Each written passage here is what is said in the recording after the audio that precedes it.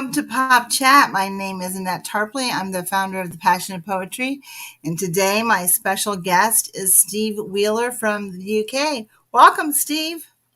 Hi, it's great to be here. Thank you, Annette. Great to have you.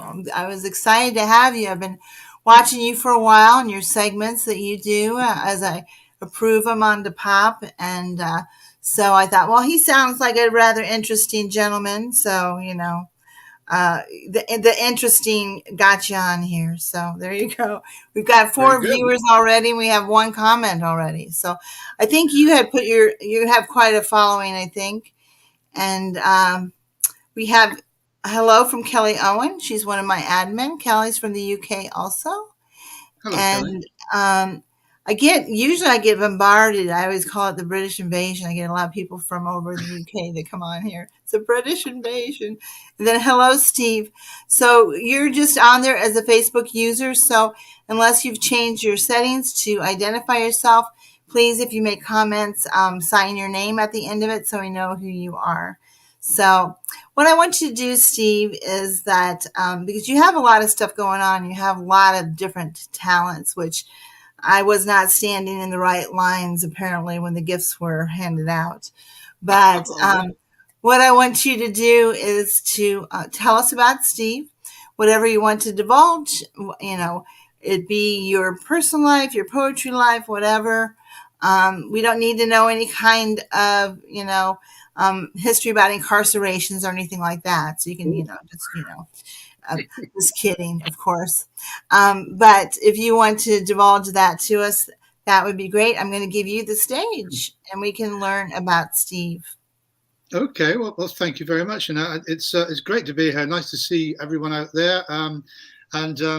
Please say hello, say where you're from, because this is a big wide world, isn't it? And I've travelled most of it in my job. But let's start from the beginning. I was born in Plymouth in the southwest of England, which is where I am now. It's a lovely part of the world, and we often have very mild weather here. And I live here now and have done since I was an adult. But before that, I had to go overseas with my father, who was in the Royal Air Force, and every 18 months to 2 years, we were posted somewhere else. So I've lived all over Europe, essentially, went to 9 different schools.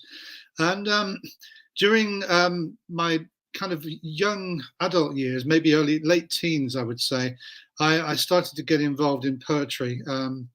It was something that I didn't know I was getting involved in at the time, but I walked into a college library and I picked up a book by a guy called Dylan Thomas, who was a British poet, a Welsh poet actually. And I started reading it and it just blew me away completely. And then I started writing poetry myself. And I tell you one thing, Annette and everybody, one of the things that's really influenced me is the American beat poets. So people like Ginsberg and Lawrence Ferlinghetti and Gregory Corso, even Jack Micheline and people like that. These people have influenced me. Bukowski, Charles Bukowski. These are poets that have really kind of impacted upon my own style of writing. So that's a little bit about me. I'm a retired academic. I did something like 40 years teaching and researching in the field of education, especially around learning technologies. So that's what I'm known for, I suppose. All the books that I've written, academic textbooks and journal articles, and all my speeches around the world have been about my research into things like social media in education and things like distance education. Been involved in several of the largest distance education projects in the world, including one in the US, in the state of South Dakota back at the start of this century. So but I'm retired now, and that gives me more time to do other things like music and poetry, which I think are my first loves. There you are. That's a little bit about me. I'm married with 3 kids and 2 grandchildren. Yay! Wonderful, wonderful, wonderful. Grandkids are great. You can love them and Yeah, let them go home, right? give them back. That's right. Oh, I love you. Bye. I've noticed that as I get older, I don't know if you've noticed this either, we might be close to the same age. But I've noticed as I've gotten older that my tolerance for children who are unruly becomes a lot less. I don't Me know. too. Yeah, it's kind of like crying. No, we don't do that here. No. Oh, dear. I think it's interesting. You're talking about moving a lot when you were a child because your father was in Yeah. the Air Force and so forth. Was he a pilot? No, he was a penguin, as they call them. He's a ground force. He often went in planes, but he never flew them. He was, in fact, a catering officer, so he fed everyone. He was in charge of all the restaurants and dining halls, the messes, Oh, as he called them. so Yeah. he probably got to eat some good food then, I suppose. Ah, well, he got to make it and eat it. I mean, he was a master chef. He cooked for royalty. Wow. He's still alive. He's 95 next week, and he still cooks for himself. That's wonderful. That's marvelous. No, I was going to say I'm just a breath away from a sneeze, so please forgive me if I happen to do that. You know, when you feel it coming on. I've never done Oh this yeah, on Pop Chat, but I have a lovely sneeze, I'm sure. I do the No. same with poems. I have the same. I feel a poem coming on. I feel a poem coming on. Yes, that's right. It just explodes. But you were talking about how you moved a lot and you went to 9 different schools, and I did as well. I went to 10 different schools, 2 of them twice.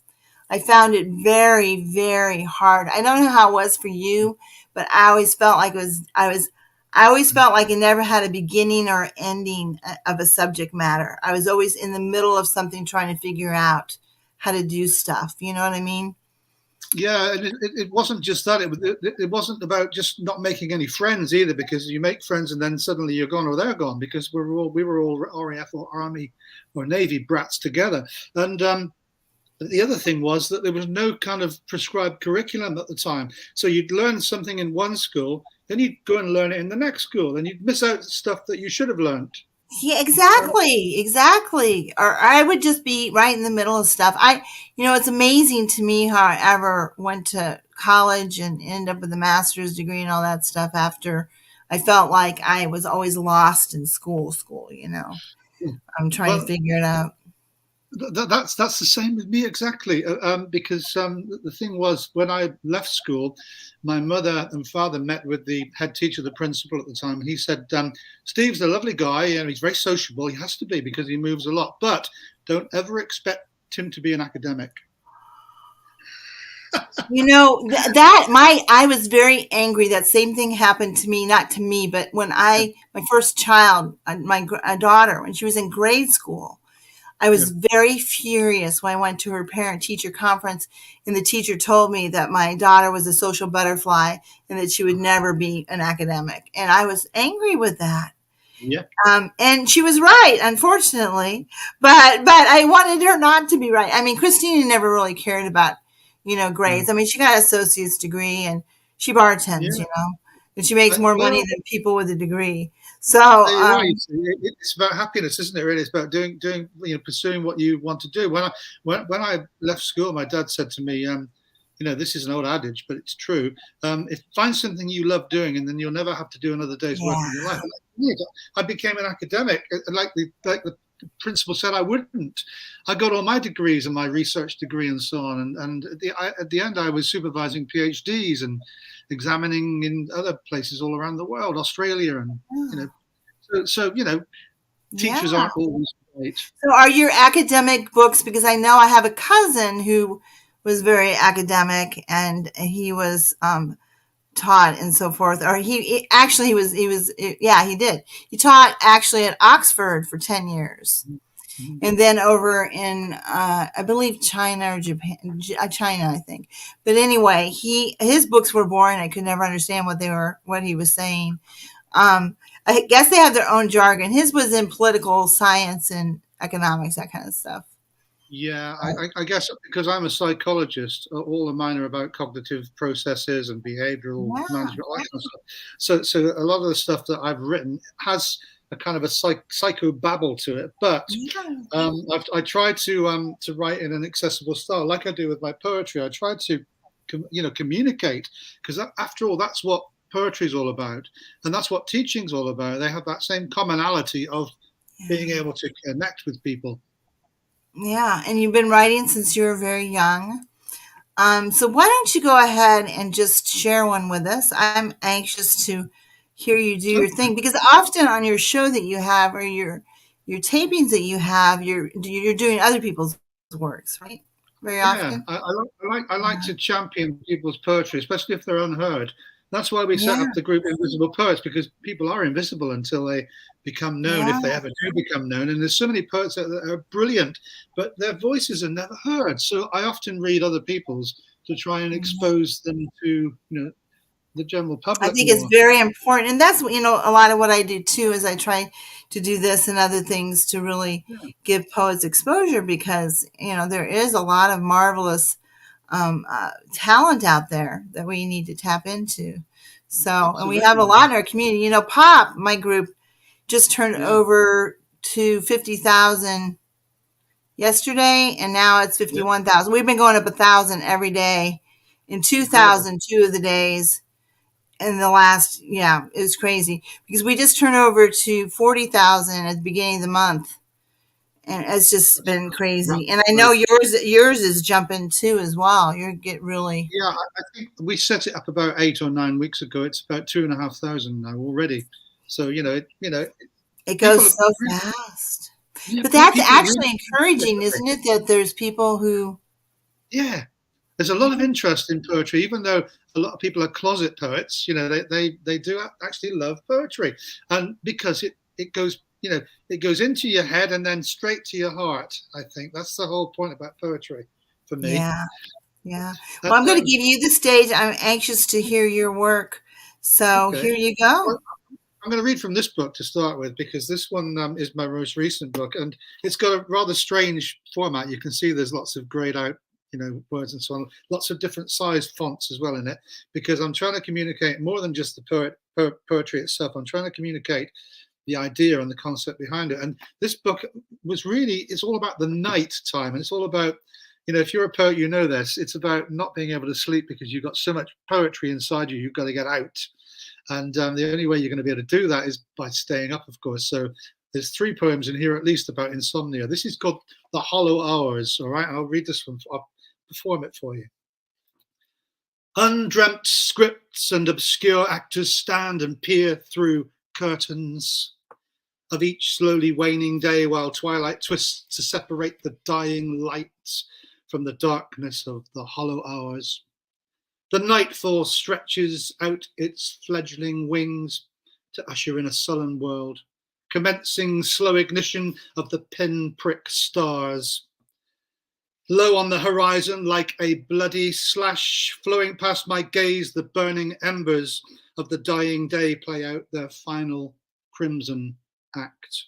Then darkness, the sharpest shrapnel in the mind that wounded me most deep can only be discerned inside the common folding of my static sleep. For this is where the angst and storms of raw emotion, pent up rage and convoluted whisperings emerge inside a silent, darkened room to rise up from the surface of unconsciousness like a babe emerging from its mother's tender womb.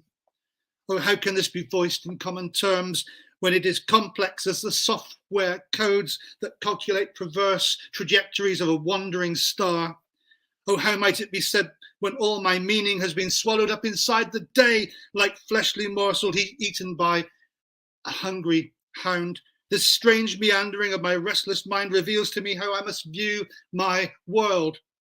Beyond the surreal stylings of the midnight dreams, the hollow hours are leeches that can bleed me dry, and nighttime reaches deep into the dreams of me, a scar that daylight cannot heal or ever wash away.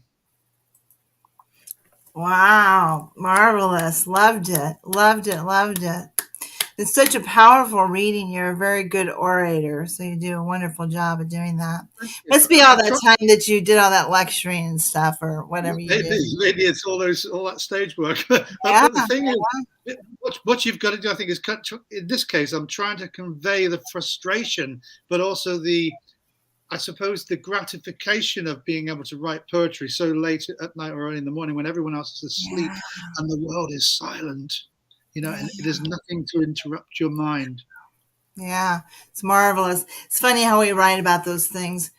Yeah. I write about the nighttime, or I go outside, and we just write about this multitude of things, of which I'm starting to do this a little bit more. I've done this a couple of times, and I think you're only my third victim. Where I said, I said, let's write, pick a title, and we'll write on the same thing. And Yeah. I am very anxious to hear yours. You actually came up with the title. I'm going to give the stage back Yeah. to you. And Yeah. yeah. This is interesting because I came up with the title "All This Anger," didn't I? Because somebody wrote a poem for one of the books that we brought out, the anthologies, the charity anthologies that we published with my company, Wheelsong Books, and it was called "All This Busted Glass." There's an American guy called Stephen Locke Bowie, and I thought, all this busted glass, all this anger, So I thought I'll throw that at you. So here's my version, but it's not finished yet. I suppose it could be finished. You could stop it here, but I'll just try and get through this because this is quite new. How is it good for the soul? Sorry, all this anger. How is it good for the soul when all it does is fan the burning coal? The shrill voice rages through the white hot phases of the mind's contagion, and you rage on. The stage on which you're standing on is the page on which your words are landing on, and you're demanding to have a hand in the situation you are hating, but you're caught inside the torture of your own creation, a great grating sensation of annoyance and aggravation brings frustration, tantrum, irritation, too much consternation. Cool it down and take a minute, take your furious face and bin it. You don't need to reach the limit. Take your angry flame and dim it. Furious anger of your heart, make it end before it starts. No scarlet on your color chart. Make it stop before you fall apart. Better calmness than eruption. Activate thermal reduction. Halt the lava flow eruption. You need calm before you function. I loved it. It was great. To slow down at the end to calm it down, you see. I know. You had to finally calm yourself down and get rid of that anger, right? Anger at the start and then calm down. Get rid of it. Yeah. Well, mine I wrote, I'm a rhymer most of the time, not all the time. And I love when I don't rhyme. This one rhymes. Do you ever rhyme? Do you do rhyming at all? Well, that was a rhyming poem in a way. It had internal rhyme, didn't it? So the It end rhyme. It did have rhymes to it. It did actually have rhymes. More of a rap. Those one-worded shots that you gave out there. I loved it. Hold on, I'm trying to pull mine up on my computer and see if I can do this. I usually don't give me the spotlight. It's great fun writing poems on the spot. Kind of with about an hour to go before you perform them. You don't really know them, do you? It was fun though to do, right? Nice little exercise. Yeah. So mine also is called All This Anger. Wonder why? We're writing about the same thing. All this anger in a world tainted with prejudice and hostility. Painter's canvas, scenes of joy, capturing nature, the simplicity. For what good is anger when gratifying is the emotion of love? Parallels in birds, aggression of the blue jay, the gentle coo of the dove. All this anger is but for naught, such a waste of precious energy. Acceptance and love for one another, a peaceful realm of synergy. Pointing fingers at another, yet there is none that is without sin. The opposition more powerful, for love will always prevail and win. Left festering over time, anger renders lifeless the essence of soul.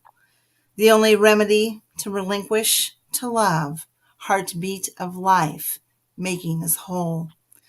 All of that anger makes us ill inwardly. Downtrodden, we become sick. It becomes deathly to the beat of the heart. Weakened, it will fail to tick. The wise will listen to the heart. discarding hatred. It has seen its last blow.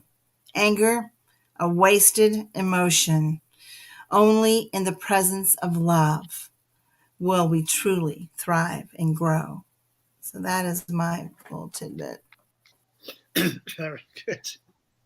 All that just from a title. I like the repetition there, actually. Yeah. Yeah. So, so I like to do that, see what people come up with. I used to do that exercise every day. Every day we take turns picking titles for like 2 or 3 months with a novelist, writer friend of mine who started delving into poetry. But we parted ways. It's a long story. But anyway, so let's see. We have a hi there. Universal peace and love. Oh, I know who that is. That's a Canadian friend of ours called Karen Hobson. Karen with an Oh, I. Karen Robson. Hi, Karen. I Yeah. know Karen Okay. also. Can't be I anyone did. else. I was wondering where she was from, so she's from Canada. Hi, Karen. Yeah. She has great poetry. And then, hello, Annette. Hello, Steve. Don't know who you are. Please sign your little British comments. Invasion, K-O-N. Yeah. And then we have another yay, Steve Wheeler. And Jill is in the room. That's Jill Tate. Do you know Jill Tate? I've heard the name. Yeah. Yeah. She's a great poet. She's one of our admin. Hi, Jill. Faithful pop chat viewer. Yup, yup. That And then rhymes. we have Hello Pop Community. Hello, Steve and Annette. And we have Poetry is So Powerful. Yes, indeed. Yeah. And I love that into your head, straight to the heart. Yeah, that was great. And then great poem. I love how you act out the words. Very good, beautiful poem. And then loving the flow. You go with the flow beautifully. Yes, indeed.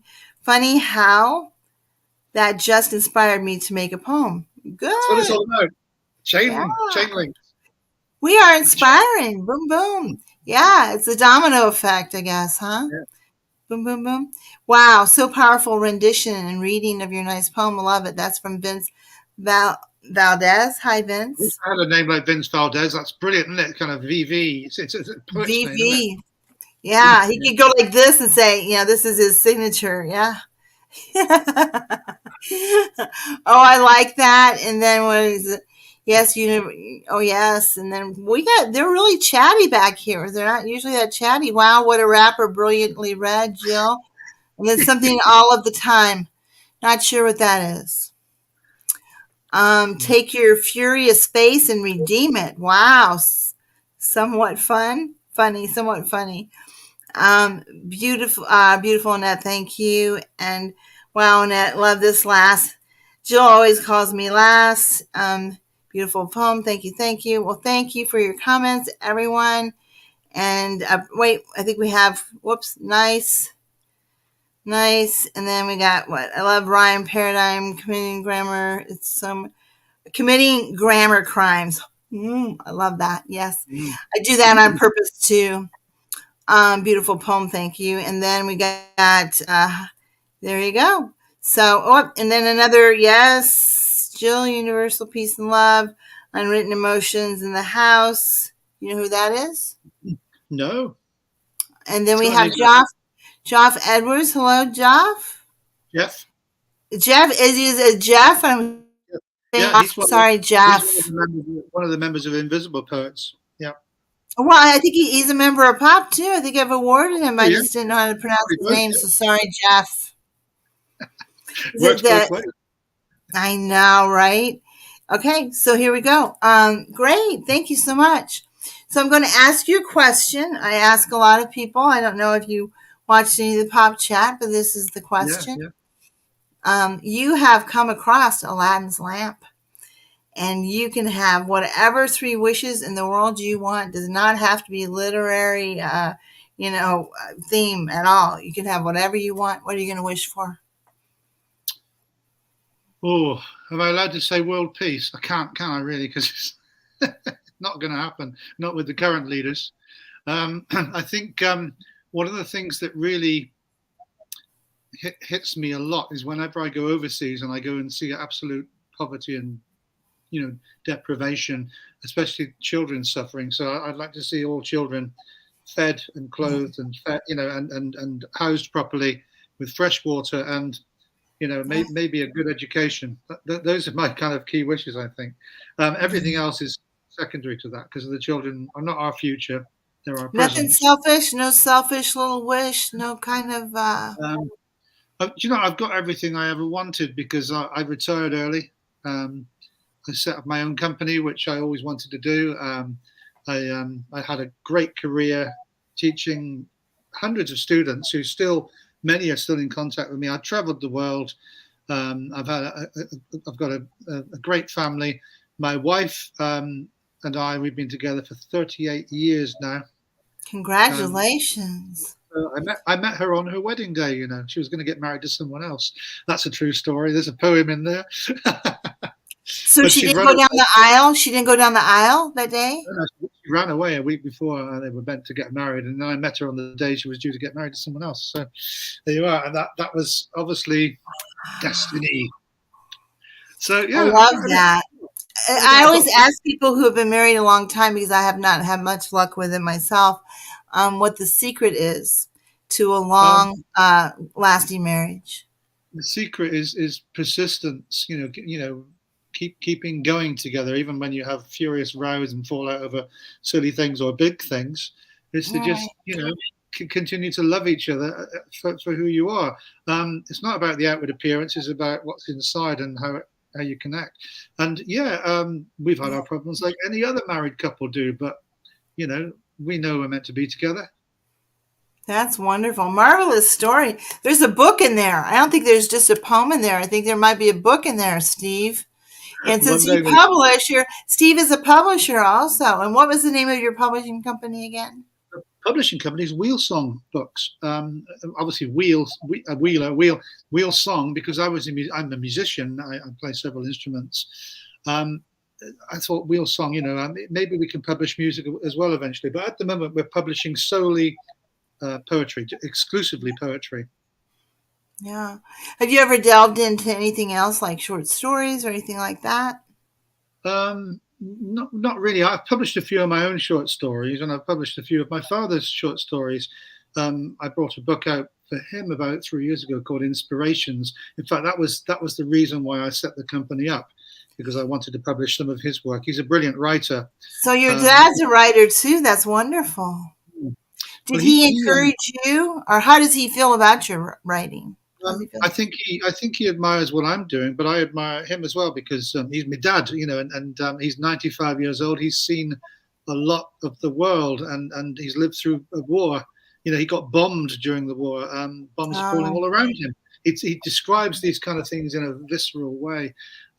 He talks about being in a bomb shelter and the bombs falling all around him, and there was a dirt floor, a concrete floor yeah. and as he watched the bombs falling, he could feel them, and then the dust would rise and then fall again every time the bomb hit, and the flame of the candle would gutter, and then. Can you imagine that fury you'd have to live in? That would be Oh no, horrible. I can't imagine it at all. None of us can because Mhm. until you go through something like that, God forbid we ever do.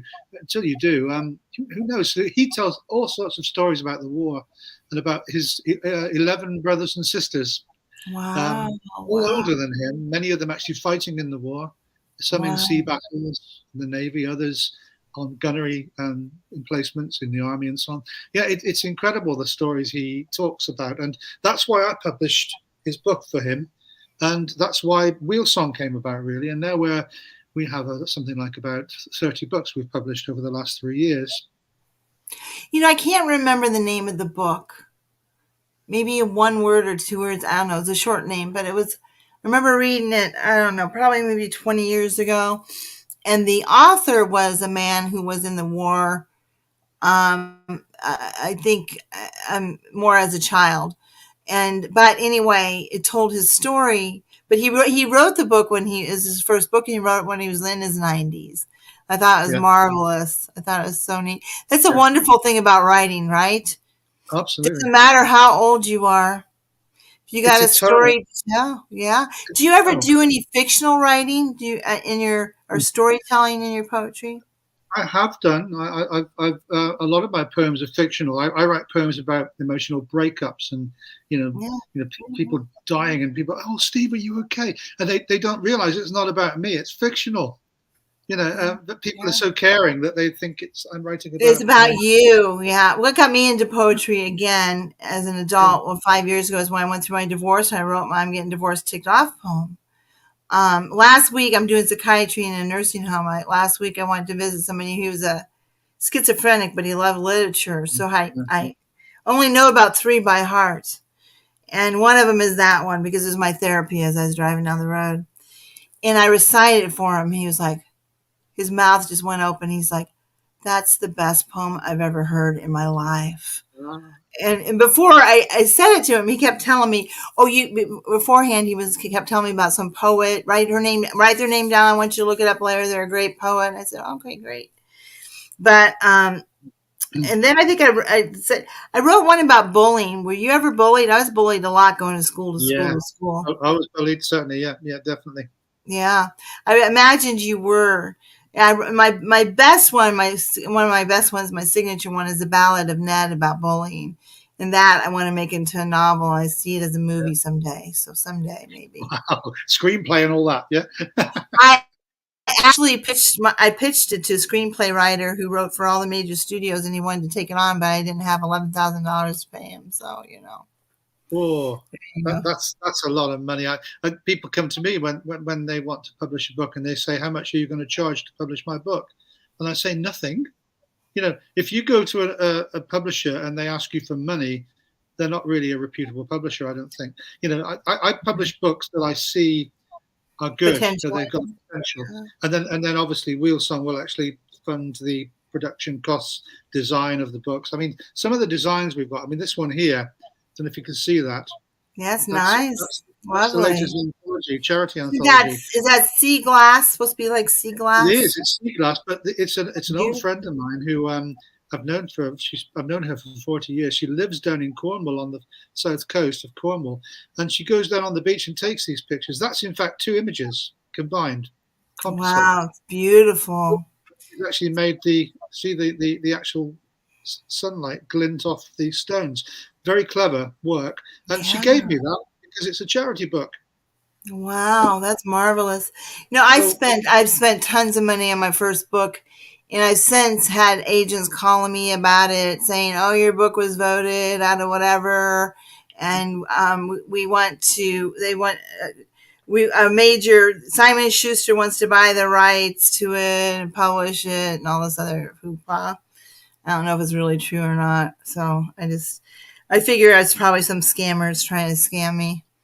I would think there's a lot of people out there who want to rip off anybody who's got a bit of money.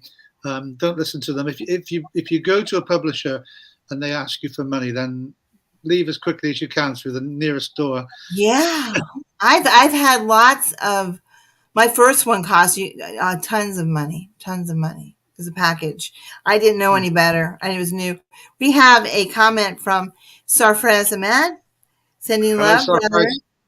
Sarfraz. Sarfraz Yeah. is my poetry husband. He and I did a book together Really? called Two Hearts. Yeah, we Oh, published. I love Sarfraz. I Yes, got to say, all right, mate, innit? He's got that kind of estuary accent, has Sarfraz, hasn't he? does. And you have another comment. Rafiq, that's one of my poets, one of the guys I've published 3 of his books there. He's from Tunisia. And then You've got, somebody's asking if you can publish their book, but we don't know who you are because you didn't sign your comment. no, you didn't find your name in. I've got to know who you are before I can talk to you. You'll see later in the chat when we see it. It'll come up then. But we have, let's see, wow, lovely, and then another. Okay, there you go. So, all right, Steve. So somebody said, okay, there you go. So Steve's a publisher. That's wonderful, marvelous. I've got to get my next solo published pretty soon. I've been too lazy about it. So do you do the editing for them as well? I can do. It depends on what people want. It's a straightforward consultation all the way through. So if someone comes to me and says I've got a book and I like the look of it, then I will sign them up. I've just signed a guy called Matt Elmore. I'm sure you've heard of Matt Elmore. Yes, I've awarded him several times too. He's a great poet. Mm-hmm. Look out for his book coming out later in the year. It's called Constellation Road. Now, I saw Matt's work and I thought, this guy, he's got something special. I spotted him and I thought, he's unique, he's different. He writes in a style that's like no one else. So we got into touch with each other, and within a short time, we'd agreed that I was going to publish his book. Now, I'm working on the front cover at the moment because I'm a graphic designer as well. Oh, nice. Look at you and all your talents. Wait, well, maybe we should talk about the talents you don't have versus the one you do. Some of the designs, I mean, there's that one there, which is one of my punk poets. Yeah, I know. You punk rockers now. That was the first one. That was an image that I took in Venice, would you believe? Going by, just walking by, and I saw this graffiti on the wall, and it goes wraps around the back as well. It's just a lovely bit of graffiti. It doesn't mean anything, but that's the kind of designs that that I do. Yeah. And for me, design on the front is equally as important to convey a message as the poetry inside. Yeah, I think the cover is what draws people initially in, gets their attention, Yeah. And I've seen a lot of books that have substandard covers, and then I wonder how they're going to do. But I don't know if you know, but generally speaking, you don't get rich off of poetry. No, you don't. Speaking. You don't do the poetry for the money. It's a labor of love. Only the people who are dead usually benefit from it, right? Then they don't benefit from it. I could name a handful of poets that have made a lot of money out of it. And most of them are still alive now. And those ones, they're constantly on tour. They're constantly breaking their neck, working hard into the ground to try and earn all the money on tour, because they don't earn it from selling many books. That's not where you make your money. You've got to have a day job, I think, to be a poet. Yeah, exactly. So I want you to go ahead and read another piece for us, if you would. Okay. Would you like a humorous one, or would you like? I would love a humorous one. Okay. I love humor. Well, I've got a book here called Ascent, which was one of the first books I wrote, and it's a book of love poems. And in here, funny enough, I've got a poem called Fight Club, which is weird because this is a book about love. So, but in here, there's one called Fight Club. Okay, it's got a few English colloquialisms in it, so the Brits will understand this, but maybe if you're American or elsewhere and you understand English sporting terms, you might come along with this as well. But this is called Fight Club. You took the wind out of my sails. You stole my thunder, removed my bales. You pulled the rug from beneath my feet, and I was heading for defeat. You saw the chance and you moved right in. I caught your uppercut on my chin. The canvas floor rose fast to meet, and I'll admit, you had me beat. But then I spied your Achilles heel and the other weak spots that you conceal. I used them in my counterattack, and I very much soon had you on your back. Hostilities over, a truce was signed, and soon our lives were realigned. Best of friends now, two of a kind, you in your neck brace and I in mine. I understood everything you said, Steve. Well, even the cricketing term, removing the bails. Yeah. Yeah, this is funny. So we have, let's see. Here we go. More comments, sending love. And you have a lot. We have 9 people on here. Usually they join later and view later. Not too many people join live, but there you go. And then we have, I don't think we were, and then you have Charlene. Hi, Charlene. How are you, darling? Hello, Charlene. Is that Charlene there? I think this mentioned Charlene there. Well, I think Charlene's telling you to mention Charlene. All right. Okay. Well, her book Cobalt Skies, that came out under Wheelsong. Or maybe not. It says yes, Charlene is a pivotal part of Wheelsong. She's one of our ambassadors. Maybe it isn't Charlene. I don't know.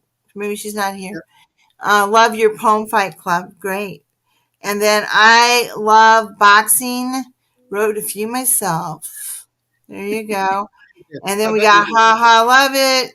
We got Fight Club, brilliant poem, Steve. There you go. You got your feedback. They're very chatty today, which is Are they? great. That they're interactive. Sometimes you go through the thing and there might not be too much chat. So I thank everyone for joining. So what would you say, Steve? What kind of advice can you give? Not only as a writer, but you're a publisher, and you're really well versed, I think, in this forum. So I want you to give whatever advice you can give to a person who's up and coming, Hmm. either is just starting to become a poet, wants to learn how to become better. What kind of advice would you give them? Okay, well, there's very similar advice that I would give to a student studying under me. If I was back in being a professor again, I still teach part time now. I run a master's program for teachers, and what I tell them is, look, don't just write, read as well. Do both, because the more you read, the more you'll write, and the more you write, the more you'll read. So it's a kind of a virtuous cycle, if you Yeah. like, of reading and writing. The more other poets that you read, especially if you get involved in Facebook groups, then the more that you'll be inspired. And sometimes, put it this way, I always keep that with me wherever I go, my smartphone, because it's got a notepad on it. And if ever I have an idea, I just write it down. And I might leave it for a week or a month or even a year, but eventually I'll come back to it. Then never throw anything away, is what I'm saying. If you want to write things down, fine, and then store them, but don't ever throw anything away, because you never know when you might come back to that and write a brilliant poem. Now, I had a phrase the other day that came to mind. It just says simply, "Are you a man or a mouse?" And I thought, "Are you a man or a muse?" And then I thought, am I a man or a muse? I am both. I write the fantasy fuse. The second line was written, and then I wrote a poem based on that one line. Am I a man or Wow. a muse? So everything can work together. People's conversations that you're overhearing on the train or on the bus, walking past something, or maybe a trash can with something in it, and you notice the color of it or something. There's all sorts of things that will inspire you if you look and listen. Yeah. That is very true. Lots of things inspire me too. Yeah, in the same way. And I do the same thing. I'll write down a title or maybe even just get started on a couple of lines of a poem.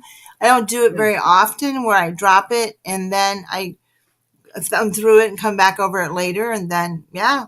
And so I wrote a couple of really good poems that way. They've just kind of sat on the back burner and boom. Okay. And yeah. then I was going to ask this question next. Who is your favorite poet? If you can name Oh, one poet that you like the best, who would you say? um, I would say Dylan Thomas is my favorite poet, but I can't just stop there, because he inspired me to be a poet myself. Um, but I also I can't help but mentioning people like E. E. Cummings, um, Edward Eston Cummings, who was an American poet in the 60s and 50s, and he broke all the rules of grammar that there ever were. Someone mentioned earlier on about grammar crimes. He broke every rule and made it into poetry. Yeah, yeah, yeah. Brilliant, brilliant poet.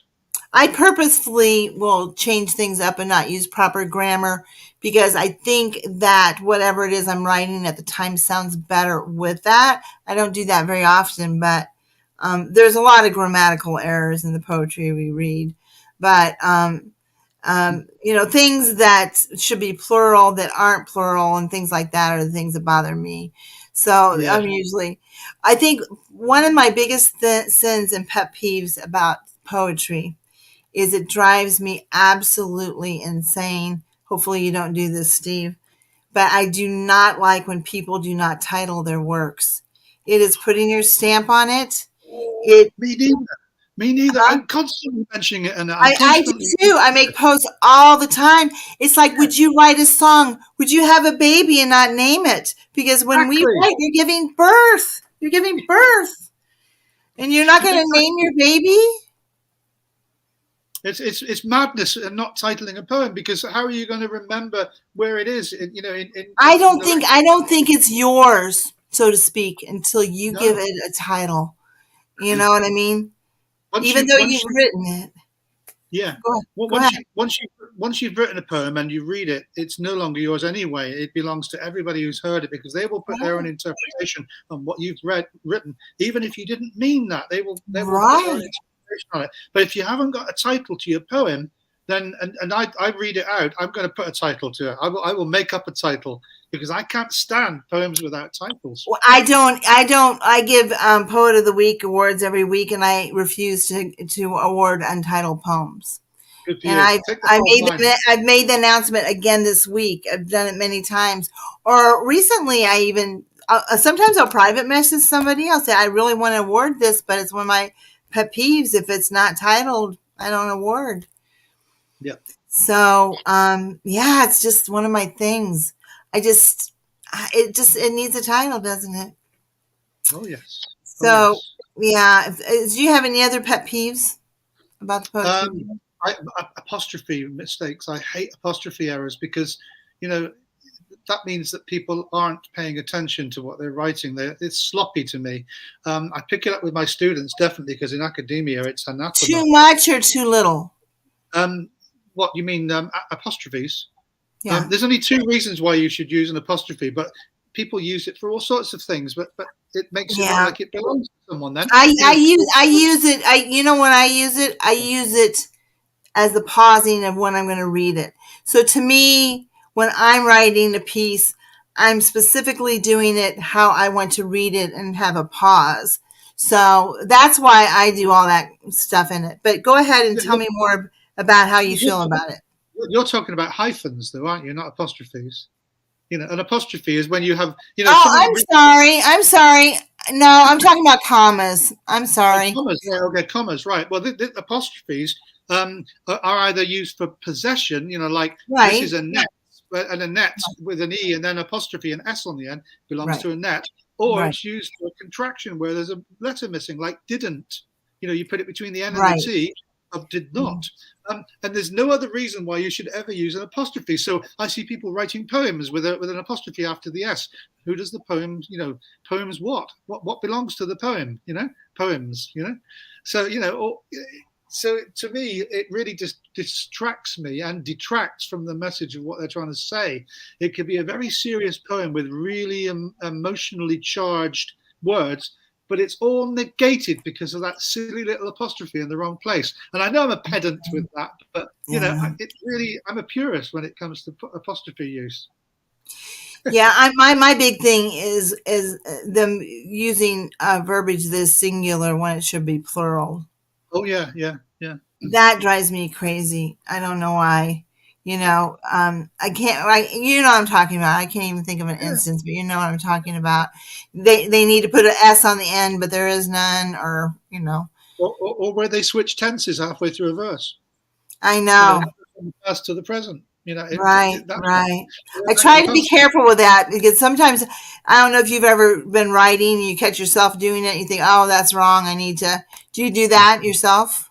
I do a lot of polishing once I've written a poem. I often put a poem straight down and then maybe come back to it once or twice just to polish it or edit it, take a line out, change a word in the line to make it more emotive or whatever. But for me, it is about the editing and the polishing of it before you present that poem. I think so too. I do too. I do initially, but once it's out there, I pretty much leave it alone. I very rarely ever change anything. It's there. I think you have to. Then it's like writing graffiti on a wall. You don't come back and change it later, do you? Someone else might write over it, but you should leave it as it is. It's a piece of art. Yeah, I have a friend who is a great poet, and she was supposed to be at an event one day, and she couldn't make it, so I decided to read one of her poems. And I had actually done this one and made a video, done the narration for this poem, so I knew it very well. So when I went to read it out of her new book, the poem out of her new book, she changed a bunch of stuff. It was not the same poem, and I was like, afterward, so I almost hesitated when I was reading it, because it was. And then afterwards, I said, "What did you do to that poem? You published one that is substandard. It was fine before. Why did you go ruin it? Well, I just thought it needed to be tweaked. But she's a tweaker. She'll go back and tweak I, things. I guess some poets would argue that a poem is organic and that it continues to grow. And I think it was Robert Frost. I may don't quote me on this, but I think it was Robert Frost who said, "A poem is never finished; it's only abandoned." Well, I like that concept too, and I've never heard that before. So you've just given me a new leash on that whole little subject matter. So I'm a I like poetry that. bore. I like that actually. I'm a poetry bore. I can quote you all sorts of facts about poetry, and nobody will know. Oh, him Give us again. no. Give us two more. Give us two more. Boring. Get it again. I mean, Go ahead. what do you want? Just There's a great one. There's a great quote from. I'll just find it because I've got to read it correctly for you. It's actually from Robert Frost. Poetry is when an emotion has found its thought, and the thought has found words. And I love that. It's just nails it, doesn't it? Really. Frost was such a brilliant poet. They're American. I just love American poets. Thomas Sandburg is another great American poet. you love American poets. It's kind of funny because I like American poets too, but I also like European poets. So let me ask you. You were talking about that for a second, as far as remind me what we were talking about. Because I had a little thing, and I thought, oh, I'm going to ask him that question. And this is what happens when you're over 60. You have major brain. Yeah. So whoever you are out there, don't go past 50 something. You don't want to go to 60. You just no. You were talking about. I don't even remember what it was. If it's important enough, I'll remember it. So one of the things that I think that I sometimes will talk about. Oh, I know what I was going to ask you. Actually, this before I do that, and that is, do you know the poem Desiderata? Desiderata. Yeah. Yeah. Written by Max Ehrmann in 1927. Right. It starts, go placidly amid the noise and haste, and remember Yeah. what peace there may be in silence. See, Yeah. that is my favorite poem of all time because to me it just has lots of wisdom in it. So, For me, a very similar one by Dylan Thomas, "Do Not Go Gentle into That Dark Night," which was a villanelle. A beautiful poem that he wrote about his dying father, and that is, obviously a villanelle is very structured. It's got the repeated lines all the way down. The first and third lines are repeated, at the end of each following stanza, and then there's a 4-line stanza at the end, which brings them both back again with 2 other lines. And "Do not go gentle into that dark night." Old age should. I can't remember the second line, but the final line is, rage against the dying of the light. And it's just very similar to the one. Yeah. Do you change up your style? Do I what? Sorry, change up my your style. Yeah, I write 2 different styles. I write a very esoteric type of very almost impenetrable style, which just plays on the sounds of the words. It doesn't necessarily have to mean anything, because I know that people will put their own meaning into it. They'll infuse their own kind of meaning to it. But so there's that kind of esoteric style, and then I write the comedy stuff or the light-hearted stuff, which is in normal, more satire-ish. Yeah, satire. I mean, I've written several poems like, I coughed up a planet. Is that the name of the poem? I coughed up a planet. Let's see if I can find it for you and read it. I think it's in.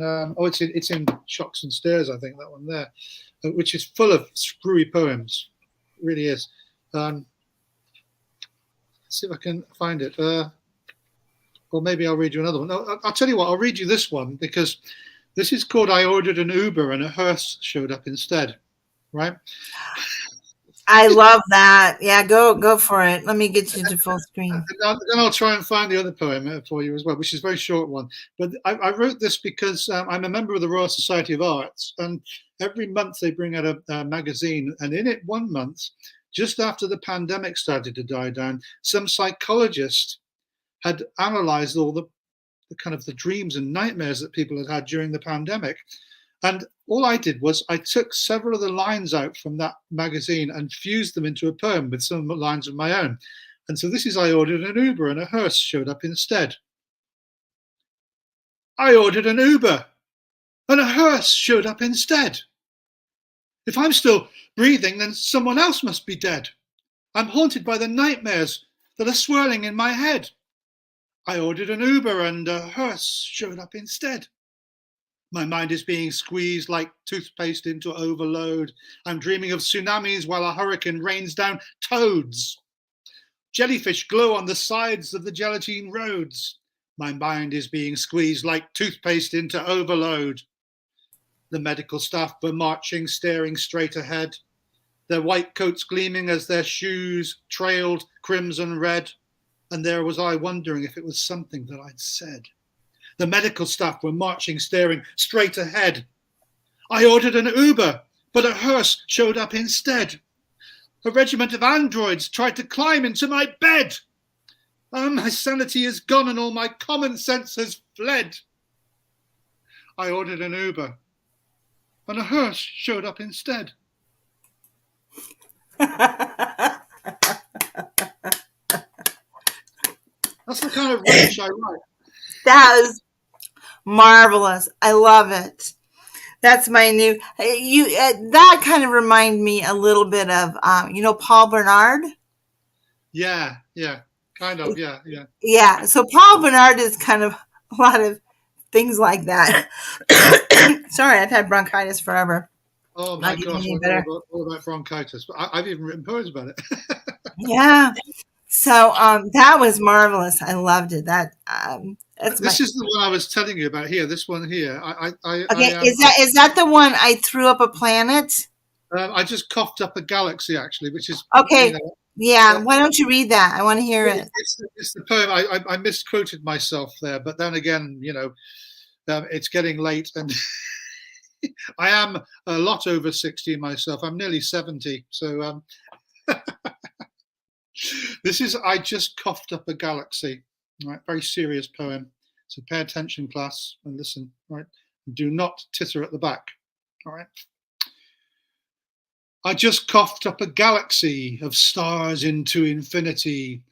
This was not an easy thing for me to do. I spewed a trail of nebulae across the velvet blackness, where they now spin headlong towards the edges of the universe. I'm never going back to McDonald's again. That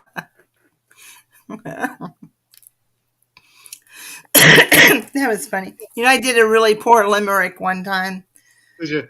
It was Miss. Yeah, what was? I was trying to remember. It was the only limerick I've ever done, and it was a little tongue in cheek, and it was the subject matter was a little risque. Misprinted. I'm trying to remember where it is. Anyway, I thought it was clever at the time. I've got a limerick for you if you want one.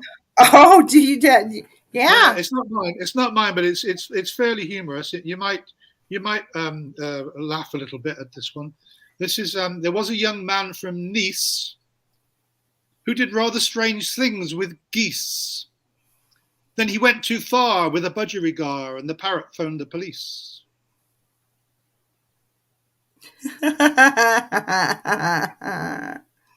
Oh, here it is. This is really bad. Please forgive me. The Perilous Life of Miss Price is the name of it. The perilous life of Miss Price, thwarted by her lover now thrice, her luck gone by the throw of a dice, down to the streets once then twice, disheveled and living with mice, her head full of dandruff and lice. She sold her body at a cheap price, then smiled at her client, sweet and nice. Then she worked hard and did sacrifice. Her new career added purpose and spice. She fell in love with a handsome man named Bryce. He melted her cold heart made of ice. So bad. It's so bad. The Perilous Life of Miss Price. I came up with the title. I remember taking my dog out. And I came up with this, The Perilous Life of Miss Price, and then I thought I needed to do with something. Now that's one of those that I agree with whoever said it's kind of a perpetual thing and need to work on it more. But yeah. That goes beyond a limerick, doesn't it? That's a supercharged limerick. That's like 3 limericks together. That is. So Oh, I'm sorry. Is a limerick only supposed to be 5 lines? Is that it? fine, yeah, but you've just broken the rules and it works. I like it. I like the way that that goes on and on because you Well, expand and it doesn't. that's my ignorance. It's like when I first time I did a sonnet. I think what is that supposed to be? 12 lines? Is it 12 lines?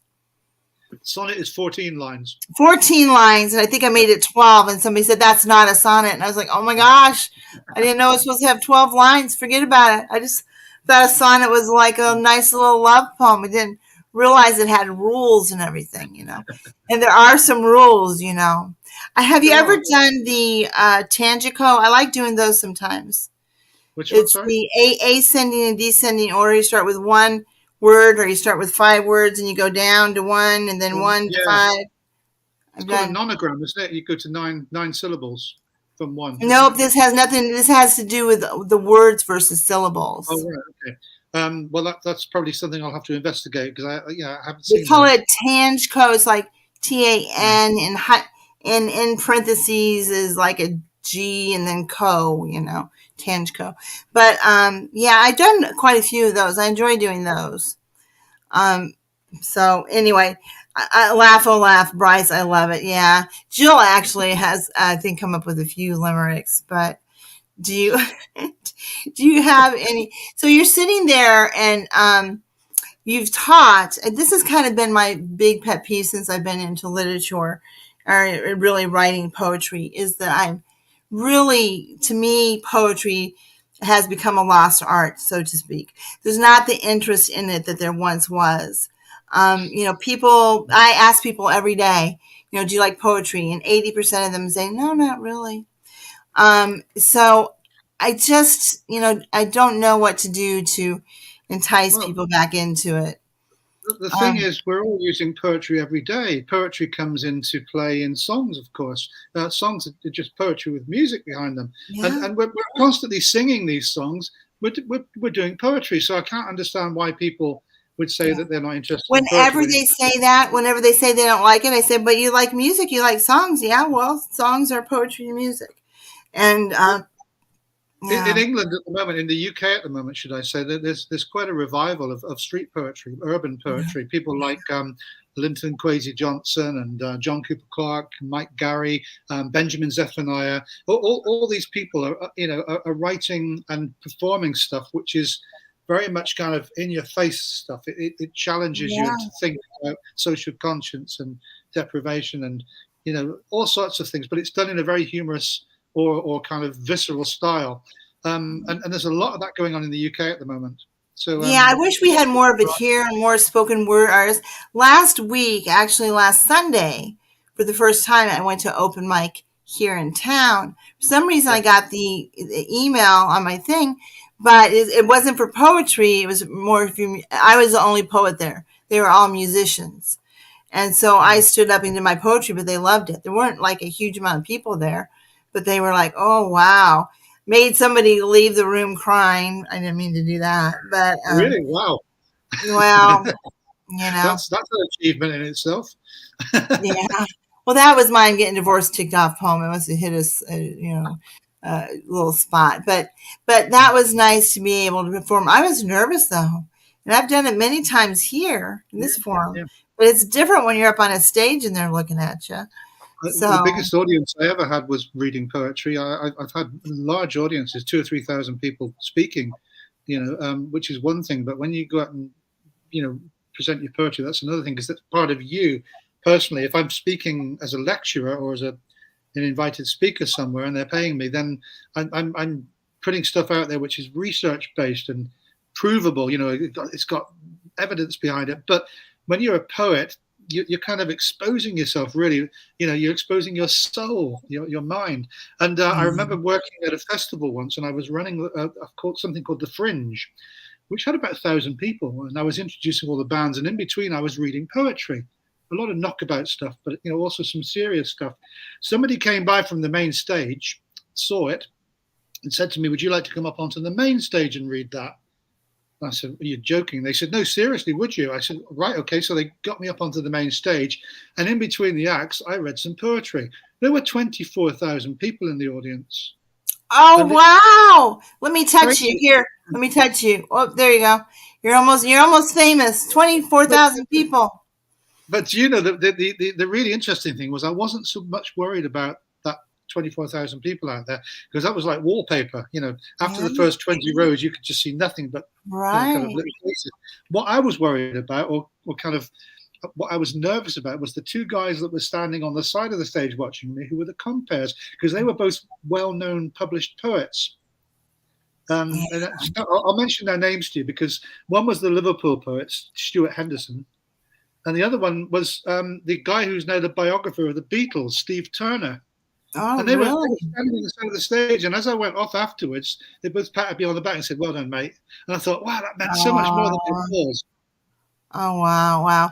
I think it's actually easier to talk to a larger audience than a smaller audience. Like what mine Yeah, was, there's hardly anybody there, like less than 20 people. yeah. And I remember I used to do forensic nursing, and I was giving a lecture on elder abuse, and I had to speak to like 400 people. And I remember what I did was I took my glasses off, which I never wear my glasses now, but then everybody was a blur. And then I'd just sit there and talk. And if they were sleeping, nodding off, whatever they were doing, I couldn't tell. And then every once in a while I'd see somebody wave at me, and hey, whatever. But that was the magic. It's just That's taking your the John glasses Lennon off. trick, you know. That's the John Lennon trick. That's what he used to do. He used to take his Really? glasses off. Yeah, because he wore glasses all the time, as he did when he was much later in life. You know, with his when he was in his 30s and 40s. Well, he only reached 40, didn't he? Because he got blown away in New York. But the thing was, John Lennon, when he was younger, because he got so nervous, he would take his glasses off, so the audience was a blur. True I didn't story. know that. I didn't. Did he steal that from me, even though it was before me? He must have stole it from me, my idea.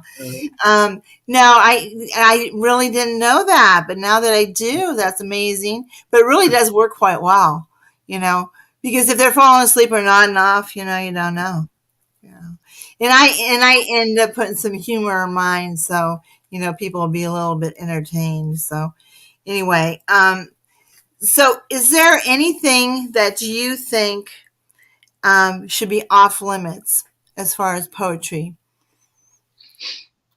Wow, that's a really good question. Never thought of that before, and not in terms of censorship. In fact, on Wheelsong and also on Invisible, we don't really have any kind of taboo subjects because we think that people should generally be able to express whatever it Right, is on their sure. mind.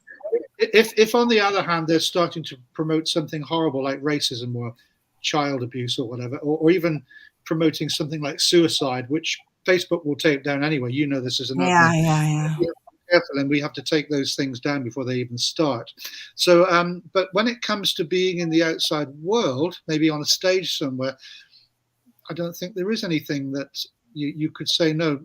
You're not allowed to speak on that, or you're not allowed to write a poem about that, because I think poetry is about who you are. Obviously, if you go on and you present unsavory stuff, then people are going to see right through you, and they're going to see who you are. This person is not a nice person because they're writing this stuff, and unless of course it's satirical. I often write poetry that at the start you think, oh gosh, he hates poor people. Right? When you actually read it properly, and you get down to the bottom, the denouement of the lines at the end, then you realize that actually I'm berating the people who actually believe that. Yeah, So yeah, there are devices that you can use in poetry to get your message across when people go, serious or not? Is he actually saying what I think he's saying? And of yeah. course, when they've heard the full thing, then they can. There's the reversal poems, aren't there, where you read a poem downwards, and then you read it back, and it says the opposite. Oh, So yeah, that's right. I think that I do that sometimes, try to hide some things in my poetry a little bit. I'm trying to get something off my chest and try and be a little elusive. But then you have people do what I say, write in riddles, where the only one who's going to understand this poem is you. It's not going to make any sense to anybody. You know what I mean? Well, I mean, it's You write in riddles. I do sometimes. I've written several I write it. poems. I write riddle-ish, but I don't write it so obscure that it just makes no sense at all. You know what I I mean, mean? this book here, it took me a long time to put this together because it wasn't just about things like typefacing, and about things like the layout of the book. It was also about what Easter eggs could I put into there. What things could I hide in there, which people would go, ah, hang on a sec. And so there's lots of little kind of hidden messages in here, which if people actually look for the words and see how they all link together. Some words are grayed out, for instance. Others are in different typeface. So, for instance, you can probably see there's a bit about Chagall and Kandinsky, and that's in a different typeface altogether. And why is that? You've got to figure it out for yourself. Now, do you Yeah. use pretty simplistic verbiage? I'm not right with huge vocabulary. I do have quite a large vocabulary, being a professor as I was. Right, of So, course. but I don't actually draw upon it unless it's essential. So I often use foreign language in my work. So I wrote a poem once called Presque Vu, which is not jamais vu or déjà vu. It's presque vu, which means almost seen, and it's about on the verge of being having an epiphany, a revelation, but not quite getting there. The frustration of the tip of the tongue experience, So I write poetry which has these words in it, which you have to maybe look them up sometimes. But that's all part of the fun of the poem, I think. I don't want. I check out if it has too many words in it. I don't know. My mind checks out. I quit reading it.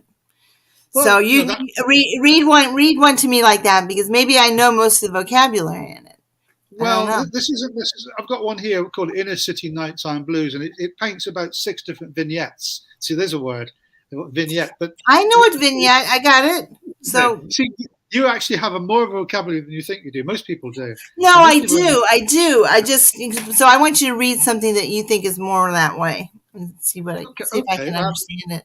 So I've got one here called. Let's have a look. Arcane Dreams. Now, arcane itself is a word that a lot of people don't, use very often. But arcane dreams, arcane obviously means something which is hidden or All right. not quite clear. All right, so arcane dreams. And then someone tell me what this poem's about afterwards. Come burn the cold expanse of azure sky and scorch a smouldering hole much wider than the raging seas.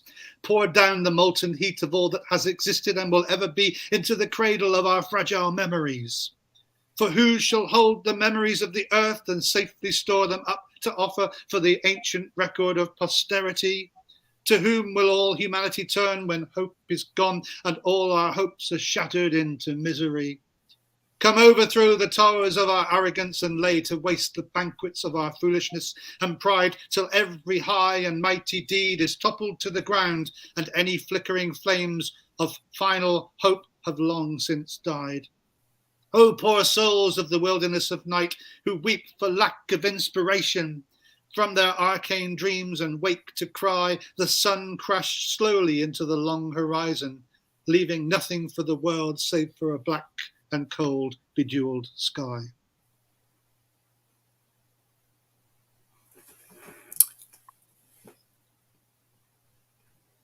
It's not about 9/11. No, could be though, couldn't it? Yeah, because I was trying to figure because different things were coming to my mind, but then I thought in the end, Overthrow the almost towers of our arrogance. This is what got you, wasn't it? That third stanza. Oh, come overthrow the towers of our arrogance and lay to waste the banquets of our foolishness. yeah. Actually, it's not about the towers, twin towers. No, no. But see, that wasn't difficult to follow. That vocabulary is fine. I don't have problems with that at all. I'm talking Well, about the words that nobody knows, and you know that they're looking up yeah. the words, huh? Well, I tend not to use big words like that. I've seen people try that, and it doesn't look clever and it doesn't look big. Okay, But you know what I preach. I preach this. I preach the beauty of simplicity. It takes yeah, more of a wordsmith and artist to take words and choreograph them with simplistic words and to emote people. You know what I mean? Yeah, yeah. To me, it does. Yeah. Well, that poem, Arcane Dreams, is really about struggling with trying to describe things, really kind of struggling because you're overwhelmed by everything you're seeing coming at you in the world. You put on the news and everything's bad. You put on, you look at the web and all the news channels are throwing really, really bad news at you all the time. The cost of living prices going up, war in Ukraine, and pandemic, and all sorts of political crises and so on going on. And it's all about, oh, poor souls of the wilderness of night who weep for lack of inspiration. It kind of leeches hope out of you, when in fact what we should be doing is instilling hope within ourselves. That's what that poem's about, and it's about dreaming all these things and waking up and trying to capture them. Yeah, I could see that. I mean, my mind was kind of going in those images, but for some reason in the very end, I thought, what if he's talking about 9/11? But I think it's a very well written poem. I like that one a lot, actually. I I I tried like to that paint one a pictures lot. with words. I tried to paint pictures and soundscapes with the words, the way that the words rattle off each other, the way they kind of, the assonance of it, not quite a rhyme, but the similar sounds, the way that it flows and weaves and does it almost like a fugue, a dance in your head. That's the kind of poetry I love writing. And often I'll put in onomatopoeia as well. The sounds of the words as well, which mean the sound itself. So I'll do a lot of that. Do you have a love poem in there somewhere? A love poem. I have loads of love poems. Not in Nocturne. Nocturne is Right. all about struggling in the night, Right. really. Ascent was a book full of love poems. It depends on what you want Just me to anything. read. Well, okay. You're competing with Let's the romantic poet, which is Sir Fraz. Imagine. so far as I'm at, yeah. Okay, well, I've got some humorous ones, but I've also got some. I've got one called Depth of Focus, which is a little bit,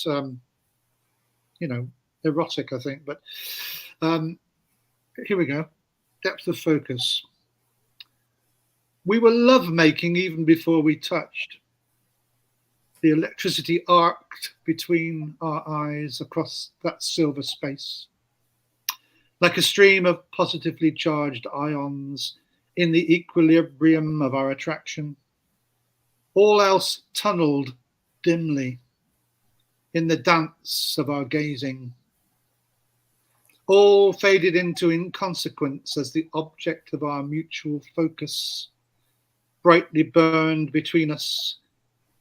Neither of us can recall the finer details of our opening words. The intensity of our eyes had it all. Those first images are burned upon the focal planes of our minds. Like latent images, they are teased to life, agitated in the motion tank of our mutual turbulence. Nice. I like that a lot. That's very nice. Um, so I always say that poetry can be really used for healing and the mental health world used in so many different ways, you know. Yeah, And when I did psychiatry, especially in private practice, I used to tell my patients about anxiety that anxiety is energy and it can be used destructively. yeah, Or you can take that same energy and funnel it into something constructive like yeah. writing, or I used to make jewelry, call that my Xanax. But it really is a great way to funnel that energy. And, my dad, when I was little, he said, keep this and this busy. It'll keep you out of trouble, you know. And maybe your dad did the same thing. I think so. The thing is, when you start talking about psychiatry, I prick my ears up because having trained as a psychologist for all these Right. years, I've got three different degrees in psychology, and for me, psychiatry is the science of uh, of, Medicine. of, of medicine, the medicine and the Yeah. sicknesses, the illnesses of the what they call the well, there's lots of ways to describe psychiatry. Whereas psychology is the science of mind and behavior, normal mind and behavior, if you like, rather than abnormal mind and behavior. But I've been involved in mental health nurse training for many years, and So for me, I know the power of diverting energy. So you say anxiety is an energy. So is anger. So is Yeah, grief. yeah, right. All of these things are All of energies, and them. All of if you them, don't yeah. divert them, you become ill because of Right. it. You Yeah. internalize it, and but I think the thing is to be cathartic, as I think Freud once said. Then what you've got there is you've got an outlet for that energy, and the catharsis is in the writing and the performing of that poetry. You're taking your psyche and you are putting it onto the page, and you are showing it to people and saying, "Look, this is me," and that's why it's Yeah. cathartic. Yeah.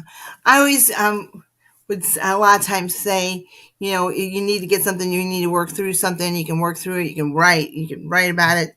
But if Yeah, they were really getting into writing, I'd always say, but try to write beyond that. You know what I yeah, mean? There's a time where you don't want to stay in that area.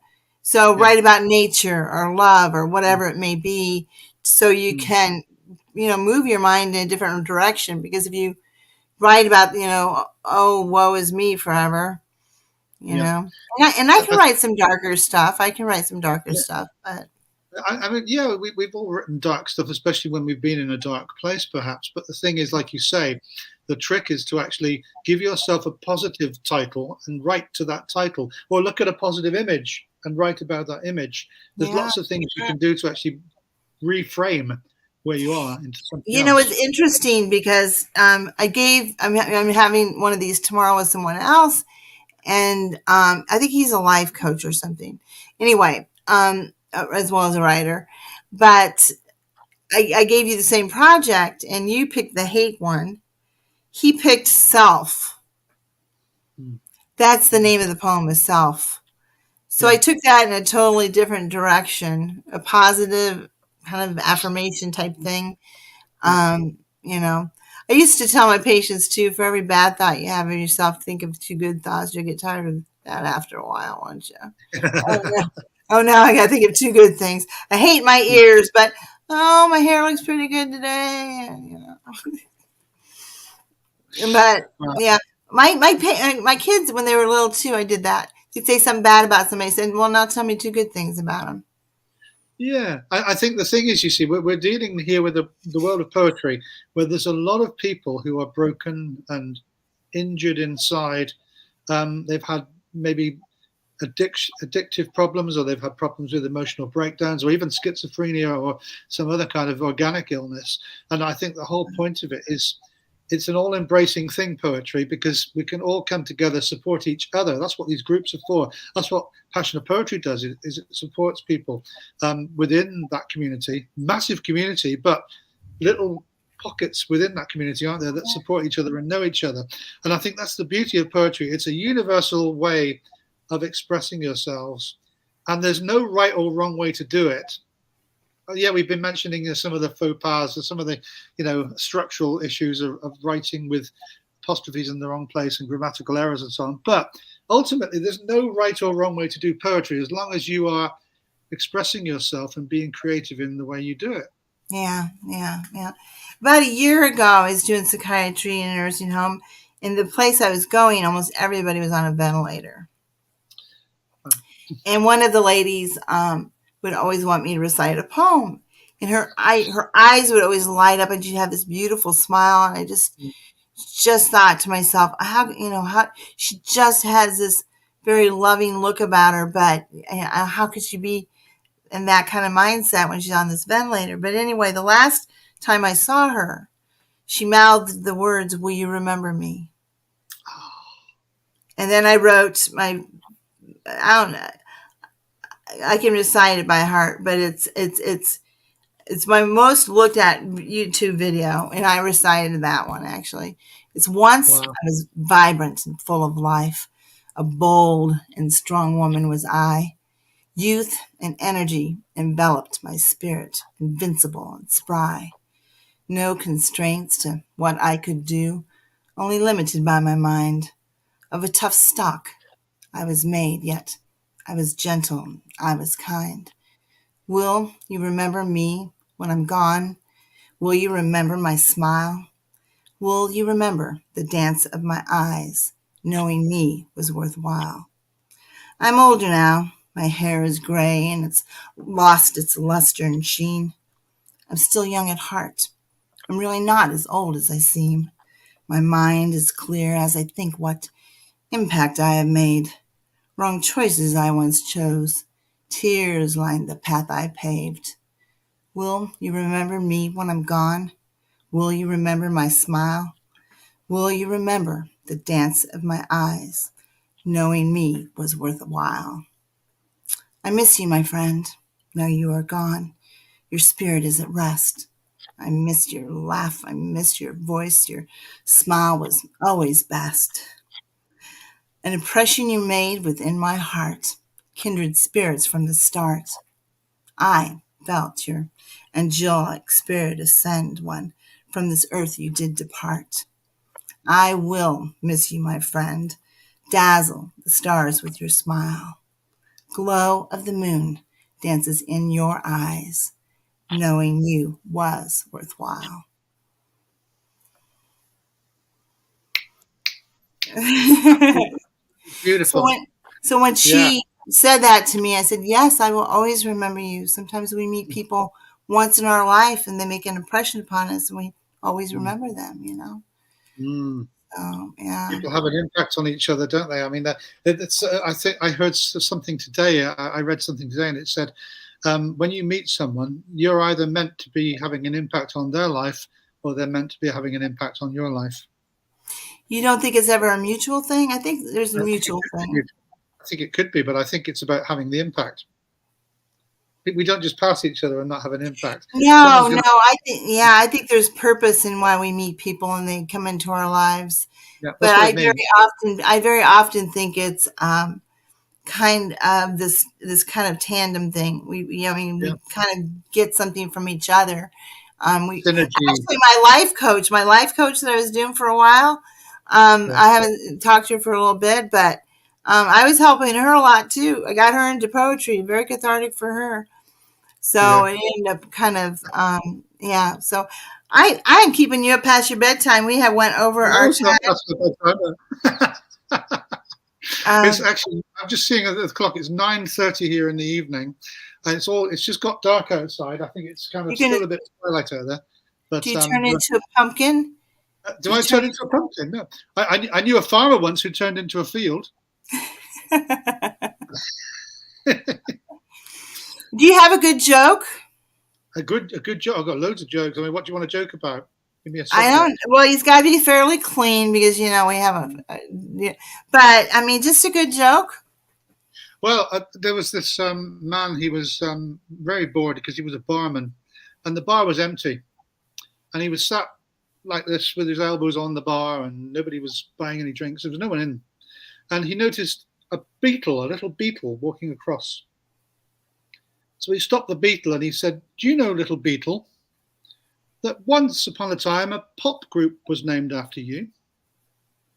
And the beetle looked up at him and said, "Well, fancy naming a pop group Fred Boggs." That's cute. I don't. I know one that's unsavory, and I can't say it. It's a great joke, but I Oh, can't say it. you might I get can't. chucked off your own program. Maybe after we're off camera, but it's the only one I really remember. But I know a short little one because I was watching a cooking show, and the guy who was making, on the show cooking, he said this to him. He said I think he was peeling carrots, and he was like, "How many dancers does it take to peel carrots? 5, 6, 7, 8. You know how they did 5, 6, 7, 8. Yeah, yeah. 5, 6, Love it, love it, love it. yeah. Anyway, that's about all I know. Well, it has been a pleasure. I could probably talk to you for hours. You're amusing, you're interesting, you're full of information. Maybe we can pick it up some other time. I feel like there's so much I wanted to ask you and I didn't, and I can't believe an hour and a half has went by. Seems like we've Let's been do on, it again. huh? Let's do it again. We'll Yeah. do it again. We will indeed. But it's been a pleasure. I have much respect for you and admiration, and keep doing all the marvelous things that you're doing. And it's truly been a pleasure. Love and blessings to everyone. And thanks for watching. And Thank you so much, Steve. You've been marvelous. Thank you, Annette. Thank you very much indeed. And thanks everyone for watching and putting your comments in. Really enjoyed it. There are a bunch more too. We'll have to go look at them later. Thanks everyone for being so interactive. Have a good night.